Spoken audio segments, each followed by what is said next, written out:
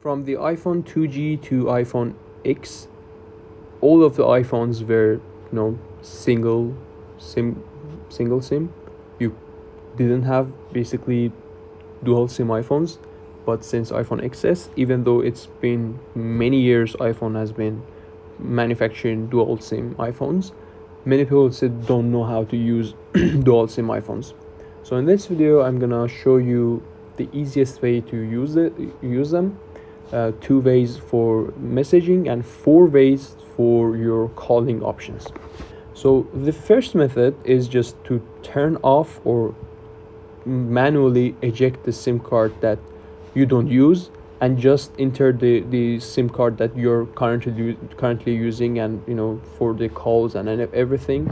And then on cellular, here you're gonna have an option saying that this SIM card is out and it's not on your phone, and when you click on it, it's gonna say update contacts, which when you click on it, it's gonna update all of your contacts on the main SIM card that you use.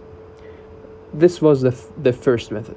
The second method is right here in the default voice line. You're gonna select the SIM card that you want to use for calling. So this would be your default voice line. This is the second method. The third method is on phone in recents. You're gonna click on the information button, and on SIM line you're gonna have 2 options of your SIM cards, which you can just select and change. My iPhone is bugged right now, it's not changing, but on your iPhone it would work. This was the third method.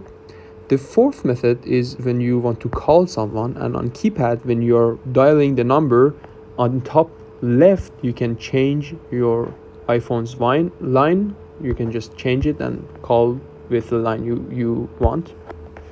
For messaging, when you want to send a new message, you're gonna have this option to change between your 2 lines. And for the second option for messaging, it's just like the recent one. When you are in messaging someone, like say I'm gonna send a message right here. When click on this, I have the option to change my conversation line, which is really easy. I hope I have helped. Bye bye.